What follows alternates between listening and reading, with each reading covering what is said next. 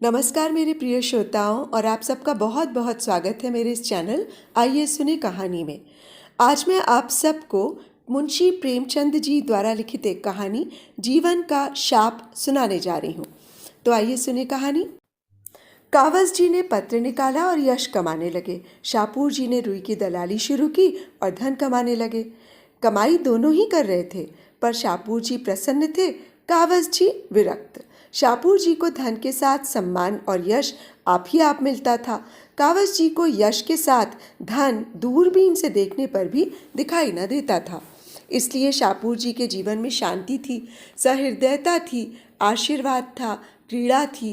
कावस जी के जीवन में अशांति थी, कटुता थी, निराशा थी, उदासीनता थी। धन को तुच्छ समझने की वो बहुत चेष्टा करते थे, लेकिन प्रत्यक्ष को कैसे झुठला देते। शापूर जी के घर में विराजने वाले सौजन्य और शांति के सामने उन्हें अपने घर के कलह और फूहड़पन से घृणा होती थी। मृदुभाषिणी मिसेस शापूर के सामने उन्हें अपनी गुलशन बानू संकीर्णता और ईर्ष्या का अवतार सी लगती थी। शापूर जी घर में आते तो शीरी बानू बाई मृदु हाथ से उनका स्वागत करती। वो खुद दिन भर के थके मांदे घर आते तो गुलशन अपना दुखड़ा सुनाने बैठ जाती और उनको खूब फटकारे बताती। तुम भी अपने को आदमी कहते हो, मैं तो तुम्हें बैल समझती हूँ। बैल बड़ा मेहनती है, गरीब है, संतोषी है, माना, लेकिन उसे विवाह करने का क्या हक था। कावस जी से 1,00,000 बार ये प्रश्न किया जा चुका था कि जब तुम्हें समाचार पत्र निकालकर अपना जीवन बर्बाद करना था तो तुमने विवाह क्यों किया? क्यों मेरी जिंदगी तबाह कर दी? जब तुम्हारे घर में रोटियां न थीं तो मुझे क्यों लाए? इस प्रश्न का जवाब देने की कावस जी में शक्ति न थी। उन्हें कुछ सूझता ही न था। वो सचमुच अपनी गलती पर पछताते थे। एक बार बहुत तंग आकर उन्होंने कहा था, अच्छा भाई, अब तो जो होना था हो चुका, लेकिन मैं तुम्हें बांधे तो नहीं हूँ। तुम्हें जो पुरुष ज्यादा सुखी रख सके उसके साथ जाकर रहो। अब मैं क्या कहूँ? आमदनी नहीं बढ़ती तो मैं क्या करूँ? क्या चाहती हो जान दे दूँ? इस पर गुलशन ने उनके दोनों कान पकड़कर जोर से आठे और गालों पर 2 तमाचे लगाए और पैनी आंखों से काटती हुई बोली, अच्छा, अब चोट संभालो, नहीं तो अच्छा ना होगा। ऐसी बात मुंह से निकालते तुम्हें लाज नहीं आती? हयादार होते तो चुल्लू भर पानी में डूब मरते। उस दूसरे पुरुष के महल में आग लगा दूंगी, उसका मुंह झुलस दूंगी। तब से बेचारे कावस जी के पास इस प्रश्न का कोई जवाब न रहा। कहाँ तो ये असंतोष और विद्रोह की ज्वाला और कहाँ वो मधुरता और भद्रता की देवी शीरी जो कावस जी को देखते ही फूल की तरह खिल उठती, मीठी मीठी बातें करती, चाय, मुरब्बे और फूलों से सत्कार करती और अक्सर उन्हें अपनी कार पर घर पहुंचा देती। कावस जी ने मन में कभी इसे स्वीकार करने का साहस नहीं किया, मगर उनके हृदय में ये लालसा छिपी हुई थी कि गुलशन की जगह शीरी होती तो उनका जीवन कितना गुलजार होता। कभी कभी गुलशन की कटुक्तियों से वो इतने दुखी हो जाते कि यमराज का आवाहन करते। घर उनके लिए कैद खाने से कम जानलेवा न था और उन्हें जब अवसर मिलता सीधे शीरी के घर जाकर अपने दिल की जलन बुझा आते। एक दिन सवेरे कावस जी गुलशन से झल्लाकर शापूर जी के टेरेस में पहुंचे तो देखा शीरी बानू की आंखें लाल हैं और चेहरा भभराया हुआ है, जैसे रोकर उठी हूँ। कावस जी ने चिंतित होकर पूछा, आपका जी कैसा है? बुखार तो नहीं आ गया? शीरी ने दर्द भरी आंखों से देखकर रोनी आवाज से कहा, नहीं, बुखार तो नहीं है, कम से कम देह का बुखार तो नहीं ही है। कावस जी इस पहेली का कुछ मतलब न समझे। शीरी ने एक क्षण मौन रहकर फिर कहा, आपको मैं अपना मित्र समझती हूँ मिस्टर कावस जी, आपसे क्या छिपाऊं? मैं इस जीवन से तंग आ गई हूँ। मैंने अब तक हृदय की आग हृदय में रखी, लेकिन ऐसा मालूम होता है कि अब उसे बाहर ना निकालूं तो मेरी हड्डियां तक जल जाएंगी। इस वक्त 8 बजे हैं, लेकिन मेरे रंगीले पिया का कहीं पता नहीं। रात को खाना खाकर वो एक मित्र से मिलने का बहाना करके घर से निकले थे और अभी तक लौट कर नहीं आए। ये आज कोई नई बात नहीं है, इधर कई महीनों से ये इनकी रोज़ की आदत है। मैंने आज तक आपसे कभी अपना दर्द नहीं कहा, मगर उस समय भी जब मैं हंस हंस कर आपसे बातें करती थी, मेरी आत्मा रोती रहती थी। कावस जी ने निष्कपट भाव से पूछा, तुमने पूछा नहीं, कहाँ रह जाते हो? पूछने से क्या लोग अपने दिल की बातें बता दिया करते हैं? तुमसे तो उन्हें कोई भेद न रखना चाहिए। घर में जी न लगे तो आदमी क्या करे। मुझे ये सुनकर आश्चर्य हो रहा है। तुम जैसी देवी जिस घर में हो वो स्वर्ग है। शाहपुर जी को तो अपना भाग्य सराहना चाहिए। आपका ये भाव तभी तक है जब तक आपके पास धन नहीं है। आज तुम्हें कहीं से 2-4 लाख रुपए मिल जाएं तो तुम यूं न रहोगे और तुम्हारे ये भाव बदल जाएंगे। यही धन का सबसे बड़ा अभिशाप है। ऊपरी सुख शांति के नीचे कितनी आग है, ये तो उसी वक्त खुलता है जब ज्वालामुखी फट पड़ता है। वो समझते हैं धन से घर भर कर उन्होंने मेरे लिए वो सब कुछ कर दिया जो उनका कर्तव्य था, और अब मुझे असंतुष्ट होने का कोई कारण ही नहीं। ये नहीं जानते कि ऐश के ये सामान उस मिश्री तहखानों में गड़े हुए पदार्थों की तरह है जो मृतात्मा के भोग के लिए रखे जाते हैं। कावस जी आज एक नई बात सुन रहे थे। उन्हें अब तक जीवन का जो अनुभव हुआ था वो ये था कि स्त्री अंतःकरण से विलासिनी होती है। उस पर लाख प्राण वारो, उनके लिए मर ही क्यों न मिटो, लेकिन व्यर्थ। वो केवल खरहरा नहीं चाहती, उससे कहीं ज्यादा दाना और घास चाहती हैं। लेकिन ये एक देवी है जो विलास की चीज़ों को तुच्छ समझती है और केवल मीठे स्नेह और सहवास से ही प्रसन्न रहना चाहती है। उनके मन में गुदगुदी सी उठी। मिसेस शाहपुर ने फिर कहा, उनका ये व्यापार मेरी बर्दाश्त के बाहर हो गया है। मिस्टर कावस जी, मेरे मन में विद्रोह की ज्वाला उठ रही है और मैं धर्मशास्त्र और मर्यादा इन सभी का आश्रय लेकर भी त्राण नहीं पाती। मन को समझाती हूँ, क्या संसार में लाखों विधवाएं नहीं पड़ी हुई हैं, लेकिन किसी तरह चित्त शांति नहीं होता। मुझे विश्वास आता जाता है कि वो मुझे मैदान में आने के लिए चुनौती दे रहे हैं। मैंने अब तक उनकी चुनौती नहीं ली है, लेकिन अब पानी सिर के ऊपर चढ़ गया है और मैं किसी तिनके का सहारा ढूंढे बिना नहीं रह सकती। वो जो चाहते हैं वो हो ही जाएगा। आप उनके मित्र हैं, आपसे बन पड़े तो उनको समझाइए। मैं इस मर्यादा की बेड़ी को अब और न पहन सकूंगी। मिस्टर कावस जी के मन में भावी सुख का एक स्वर्ग निर्माण कर रहे थे। बोले, हाँ हाँ, मैं अवश्य समझाऊंगा, ये तो मेरा धर्म है। लेकिन मुझे आशा नहीं कि मेरे समझाने का उन पर कोई असर हो। मैं तो दरिद्र हूँ, मेरे समझाने की उनकी दृष्टि में मूल्य ही क्या। युवा मेरे ऊपर बड़ी कृपा रखते हैं, बस उनकी यही एक आदत मुझे पसंद नहीं। तुमने इतने दिनों बर्दाश्त किया, यही आश्चर्य है। कोई दूसरी औरत तो एक दिन भी ना सहती। थोड़ी बहुत तो ये आदत सभी पुरुषों में होती है, लेकिन ऐसे पुरुषों की स्त्रियां भी वैसी ही होती हैं। कर्म से ना सही, मन से ही सही। मैंने तो सदैव इनको अपना इष्ट देव समझा, किंतु जब पुरुष इसका अर्थ ही न समझे तो क्या हो। मुझे भय है वो मन में कुछ और न सोच रहे हों। और क्या सोच सकते हैं, आप अनुमान कर सकती हैं। अच्छा वो बात, मगर मेरा अपराध? शेर और मेमने वाली कथा आपने नहीं सुनी? कावस जी ने पूछा। मिसेस शाहपुर एकाएक चुप हो गई। सामने से शाहपुर जी की कार आती दिखाई दी। उन्होंने कावस जी को ताकीद और विनय भरी आंखों से देखा और दूसरे द्वार के कमरे से निकलकर अंदर चली गईं। मिस्टर शाहपुर लाल आंखें किए कार से उतरे और मुस्कुराकर कावस जी से हाथ मिलाया।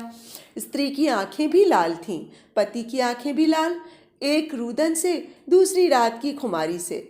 शाहपुर जी ने हैट उतारकर खूंटी पर लटकाते हुए कहा, क्षमा कीजिएगा, मैं रात को एक मित्र के घर सो गया था। दावत थी, खाने में देर हुई तो मैंने सोचा अब कौन घर जाए।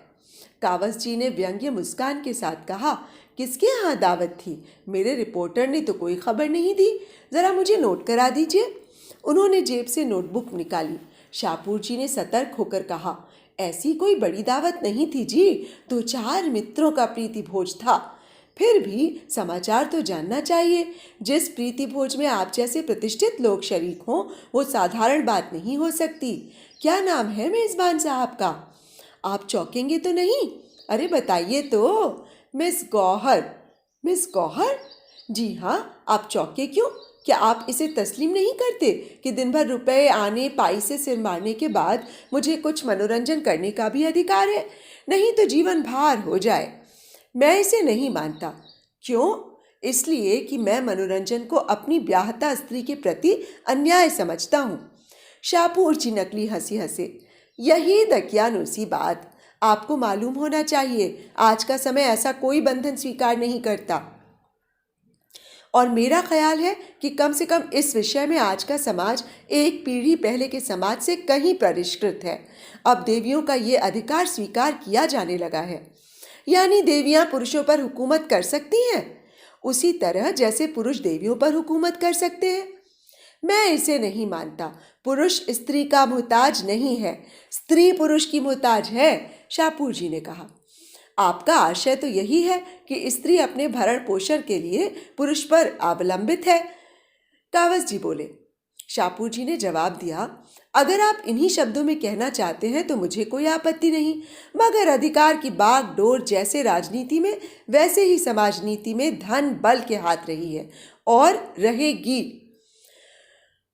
कावस जी बोले, अगर दैव योग से धनोपार्जन का काम स्त्री कर रही हो और पुरुष कोई काम न मिलने के कारण घर बैठा हो तो स्त्री को अधिकार है कि अपना मनोरंजन जिस तरह चाहे करे। मैं स्त्री को अधिकार नहीं दे सकता। यह आपका अन्याय है। बिल्कुल नहीं। स्त्री पर प्रकृति ने ऐसे बंधन लगा दिए हैं कि वो जितना भी चाहे पुरुष की भांति स्वच्छंद नहीं रह सकती और न पशु बल में पुरुष का मुकाबला ही कर सकती है। हाँ, गृहिणी का पद त्याग कर या अप्राकृतिक जीवन का आश्रय लेकर वो सब कुछ कर सकती है। आप लोग उसे मजबूर कर रहे हैं कि अप्राकृतिक जीवन का आश्रय ले वो। इस पर शाहपुर जी ने कहा, मैं ऐसे समय की कल्पना ही नहीं कर सकता जब पुरुषों का आधिपत्य स्वीकार करने वाला औरतों का काल पड़ जाए। कानून और सभ्यता में नहीं जानता। पुरुषों ने स्त्रियों पर हमेशा राज किया है और करेंगे। सहसा कावस जी ने पहलू बदला। इतनी थोड़ी सी देर में ही वो अच्छे खासे कूटनीति चतुर हो गए थे। शाहपुर जी को प्रशंसा सूचक आंखों से देखकर बोले, तो हम और आप दोनों एक विचार के हैं। मैं आपकी परीक्षा ले रहा था। मैं भी स्त्री को गृहिणी, माता और स्वामिनी सब कुछ मानने को तैयार हूँ, पर उसे स्वच्छंद नहीं देख सकता। अगर कोई स्त्री स्वच्छंद होना चाहती है तो उसके लिए मेरे घर में स्थान नहीं है। अभी मिसेस शाहपुर की बातें सुनकर मैं दंग रह गया। मुझे इसकी कल्पना भी न थी कि कोई नारी मन में इतने विद्रोहात्मक भावों को स्थान दे सकती है। मिस्टर शाहपुर की गर्दन की नसें तन गईं, नथने फूल गए। कुर्सी से उठकर बोले, अच्छा तो अब शीरी ने ये ढंग निकाला। मैं अभी उससे पूछता हूँ, आपके सामने पूछता हूँ, अभी फैसला कर डालूंगा। मुझे इसकी परवाह नहीं है, किसी की परवाह नहीं है। बेवफा औरत, जिसके हृदय में जरा भी संवेदना नहीं, जो मेरे जीवन में जरा सा आनंद भी नहीं सह सकती, चाहती है मैं उसके अंचल में बंधा बंधा घूमूं। शाहपुर से ये आशा रखती है। अभागिनी भूल जाती है कि आज मैं आंखों का इशारा कर दूं तो 101 शीरियां मेरी उपासना करने लगे। जी हाँ, मेरे इशारों पर नाचे। मैंने इसके लिए जो कुछ किया बहुत कम पुरुष किसी स्त्री के लिए करते हैं। मैंने उन्हें ख्याल आ गया कि वो ज़रूरत से ज़्यादा बहके जा रहे हैं। शीरी की प्रेममय सेवाएं याद आईं। रुककर बोले, लेकिन मेरा ख्याल है कि वो अब भी समझ से काम ले सकती है। मैं उसका दिल नहीं दुखाना चाहता। मैं ये भी जानता हूँ कि वो ज़्यादा से ज़्यादा जो कर सकती है वो शिकायत है। इसके आगे बढ़ने की हिमाकत वो नहीं कर सकती। औरतों को मना लेना बहुत मुश्किल नहीं है। कम से कम मुझे तो यही तजुर्बा है। कावस जी ने खंडन किया, मेरा तजुर्बा तो कुछ और है। हो सकता है, मगर आपके पास खाली बातें हैं। मेरे पास लक्ष्मी का आशीर्वाद है। जब मन में विद्रोह के भाव जम गए तो लक्ष्मी के टाले भी नहीं टल सकते। शाहपुर जी ने विचारपूर्ण भाव से कहा, शायद आपका विचार ठीक ही है। कई दिन के बाद कावस जी की शीरी से पार्क में मुलाकात हुई। वो इसी अवसर की खोज में थे। उनका स्वर्ग तैयार हो चुका था, केवल उसमें शीरी को प्रतिष्ठित करने की कसर थी। उस शुभ दिन की कल्पना में वो पागल से हो रहे थे। गुलशन को उन्होंने उसके मायके भेज दिया था। भेज क्या दिया था, वो रूठ कर चली गई थी। जब शीरी उनकी दरिद्रता का स्वागत कर रही है तो गुलशन की खुशामद क्यों की जाए। लपक कर शीरी से हाथ मिलाया और बोले, आप खूब मिली, मैं आज आने ही वाला था। शीरी ने गिला करते हुए कहा, आपकी राह देखते देखते आंखें थक गईं। आप भी जुबानी हमदर्दी ही करना जानते हैं। आपको क्या खबर इन कई दिनों में मेरी आंखों में कितने आंसू बहे हैं। कावस जी ने शीरी बानू की उत्कंठापूर्ण मुद्रा देखी, जो बहुमूल्य रेशमी साड़ी की आप से और भी दमक उठी थी, और उनका हृदय अंदर से बैठता हुआ जान पड़ा। उस छात्र की सी दशा हुई जो आज अंतिम परीक्षा पास कर चुका हो और जीवन का प्रश्न उसके सामने अपने भयंकर रूप में खड़ा हो। काश वो कुछ दिन और परीक्षाओं की भूल भुलैया में जीवन के स्वप्नों का आनंद ले सकता। उस स्वप्न के सामने ये सत्य कितना डरावना था। अभी तक कावस जी ने मधुमक्खी का शहद ही चखा था। इस समय वो उनके मुख पर मंडरा रही थी और वो डर रहे थे कि कहीं डंक न मारे। दबी हुई आवाज़ से बोले, मुझे ये सुनकर बड़ा दुख हुआ। मैंने तो शाहपुर को बहुत समझाया था। शीरी ने उनका हाथ पकड़कर एक बेंच पर बिठा दिया और बोली, उन पर अब समझाने बुझाने का कोई असर न होगा, और मुझे ही क्या गरज पड़ी है कि मैं उनके पाँव से लाती रहूं। आज मैंने निश्चय कर लिया है, अब उस घर में लौट कर न जाऊंगी। अगर उन्हें अदालत में जलील होने का शौक है तो मुझ पर दावा करें, मैं तैयार हूँ। मैं जिसके साथ नहीं रहना चाहती उसके साथ रहने के लिए ईश्वर भी मुझे मजबूर नहीं कर सकता। अदालत क्या कर सकती है? अगर तुम मुझे आश्रय दे सकते हो तो मैं तुम्हारी बनकर रहूंगी, तब तक तुम मेरे पास रहोगे। अगर तुम में इतना आत्मबल नहीं है तो मेरे लिए दूसरे द्वार खुल जाएंगे। अब साफ साफ बतलाओ, क्या ये सारी सहानुभूति जुबानी थी? कावस जी ने कलेजा मजबूत करके कहा, नहीं नहीं शीरी, खुदा जानता है मुझे तुमसे कितना प्रेम है। तुम्हारे लिए मेरे हृदय में स्थान है। मगर गुलशन को क्या करोगे? उसे तलाक दे दूंगा। हाँ, यही मैं भी चाहती हूँ, तो मैं तुम्हारे साथ चलूँगी। अभी इसी दम। शाहपुर से अब मेरा कोई संबंध नहीं है। कावस जी को अपने दिल में कंपन का अनुभव हुआ। बोले, लेकिन अभी तो वहाँ कोई तैयारी नहीं है। मेरे लिए किसी तैयारी की ज़रूरत नहीं, तुम सब कुछ हो। टैक्सी ले लो, मैं इसी वक्त चलूँगी। कावस जी टैक्सी की खोज में पार्क से निकले। वो एकांत में विचार करने के लिए थोड़ा सा समय चाहते थे। इस बहाने से उन्हें समय भी मिल गया। उन पर अब जवानी का वो नशा न था जो विवेक की आंखों पर छाकर बहुधा हमें गड्ढे में गिरा देता था। अगर कुछ नशा था तो अब तक वो हिरन हो चुका था। वो किस फंदे में गला डाल रहे हैं वो खूब समझते थे। शाहपुर जी उन्हें मिट्टी में मिला देने के लिए पूरा जोर लगाएंगे, ये भी उन्हें मालूम था। गुलशन उन्हें सारी दुनिया में बदनाम कर देगी, ये भी वो जानते थे। ये सब विपत्तियां झेलने को वो तैयार थे। शाहपुर की जुबान बंद करने के लिए उनके पास काफ़ी दलीलें थीं। गुलशन को भी स्त्री समाज में अपमानित करने का उनके पास काफ़ी मसाला था। डर था तो ये कि शीरी का ये प्रेम टिक सकेगा या नहीं। अभी तक शीरी ने केवल उसके सौजन्य का परिचय पाया है, केवल उसकी न्याय, सत्य और उदारता से भरी बातें सुनी हैं। इस क्षेत्र में शाहपुर जी से उन्होंने बाजी मारी है, लेकिन उनके सौजन्य और उनकी प्रतिभा का जादू उनके बेसरो सामान घर में कुछ दिन रहेगा, इसमें उन्हें संदेह था।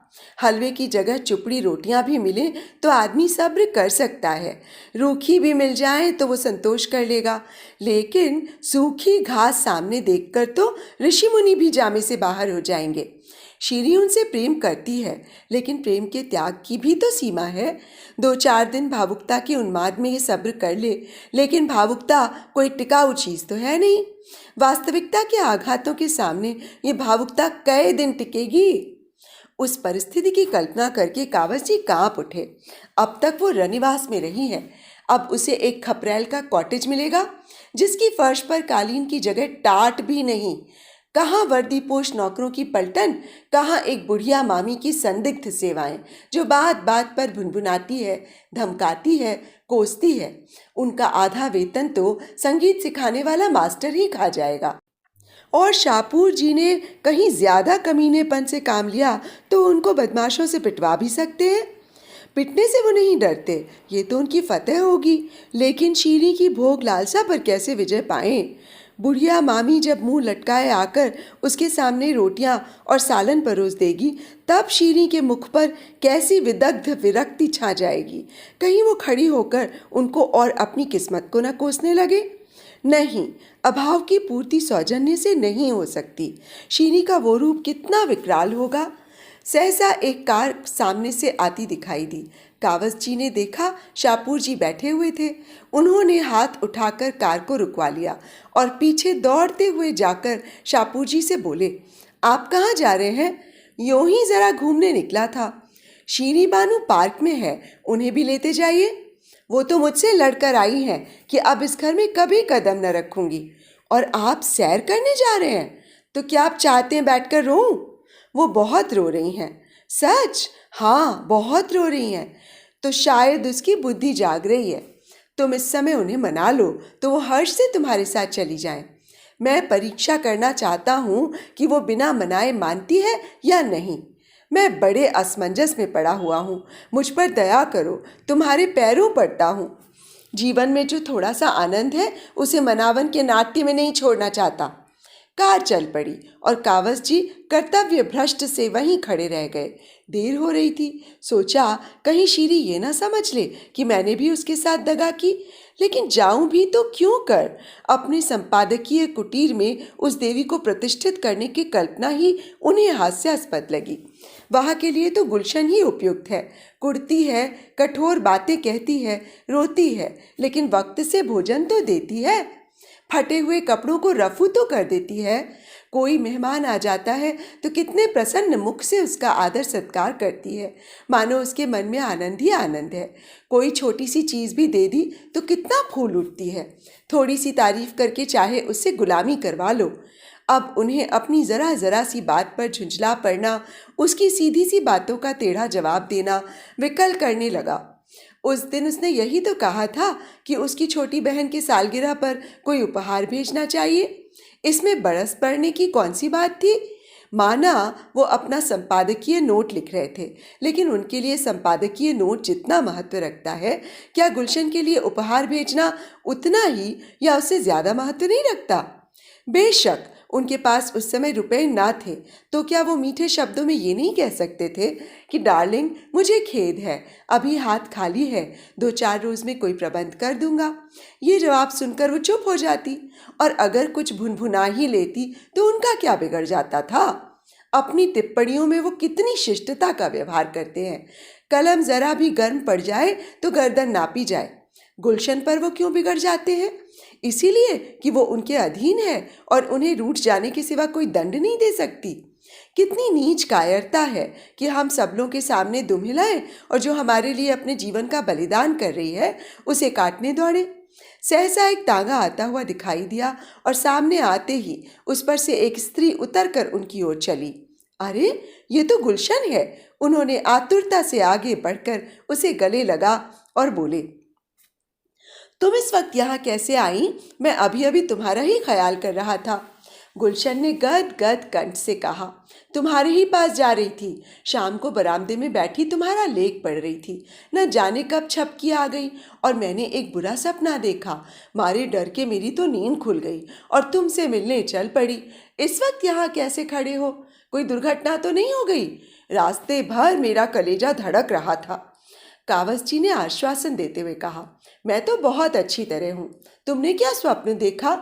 मैंने देखा जैसे तुमने एक रमणी को कुछ कहा है और वो तुम्हें बांध कर घसीटे लिए जा रही है। कितना बेहुदा स्वप्न है और तुम्हें इस पर विश्वास भी आ गया। मैं तुमसे कितनी बार कह चुका कि स्वप्न केवल चिंतित मन की क्रीड़ा है। तुम मुझसे छिपा रहे हो। कोई न कोई बात हुई है ज़रूर। तुम्हारा चेहरा बोल रहा है। अच्छा, तुम इस वक्त यहाँ क्यों खड़े हो? ये तो तुम्हारे पढ़ने का समय है। यूं ही जरा घूमने चला आया था। झूठ बोलते हो। खाओ मेरे सिर की कसम। अब तुम्हें एतबार ही ना आए तो क्या करूं? कसम क्यों नहीं खाते? कसम को मैं झूठ का अनुमोदन समझता हूँ। गुलशन ने फिर उनके मुख पर तीव्र दृष्टि डाली।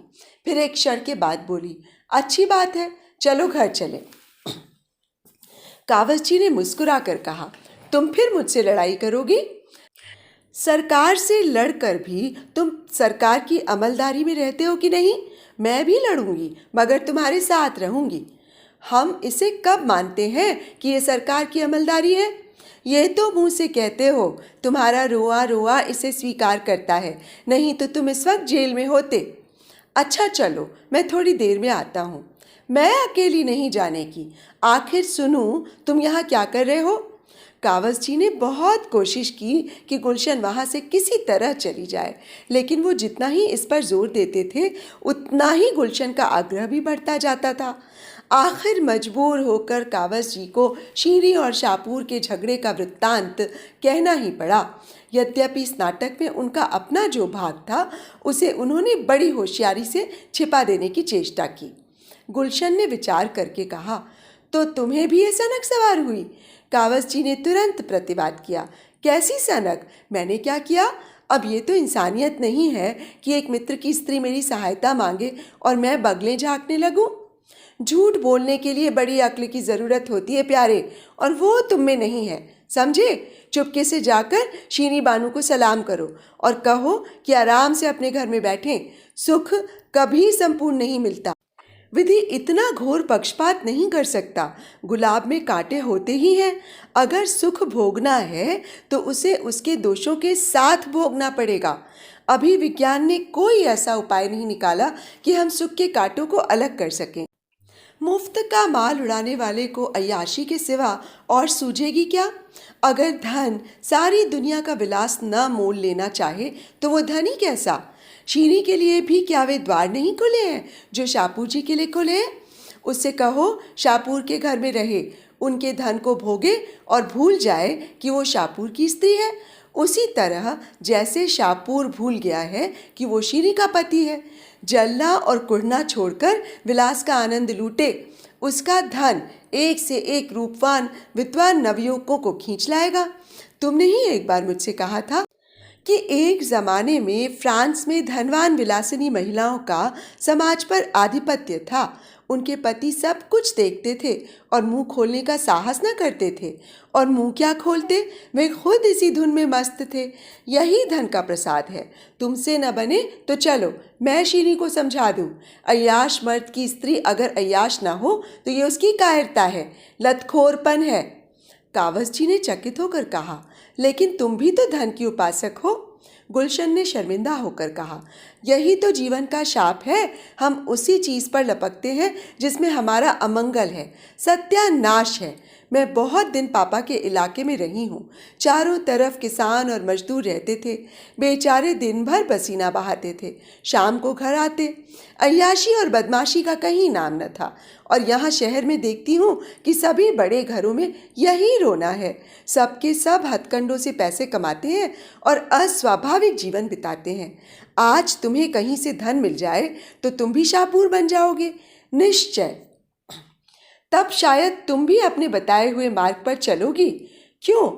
शायद नहीं, अवश्य। तो अभी आप सुन रहे थे मुंशी प्रेमचंद जी द्वारा लिखित एक कहानी, जीवन का शाप। दोस्तों, यदि आपको मेरा वाचन पसंद आता है तो आपसे ये निवेदन है कि मेरे इस चैनल आइए सुने कहानी को सब्सक्राइब कर लीजिए और मेरी कहानियों को लाइक और शेयर भी कर लीजिएगा, और बेल आइकन ज़रूर दबा लीजिएगा, जिससे मेरी आगे आने वाली कहानियों की नोटिफिकेशंस आपको मिलती रहें। तो अब मुझे इजाज़त दीजिए। नमस्कार।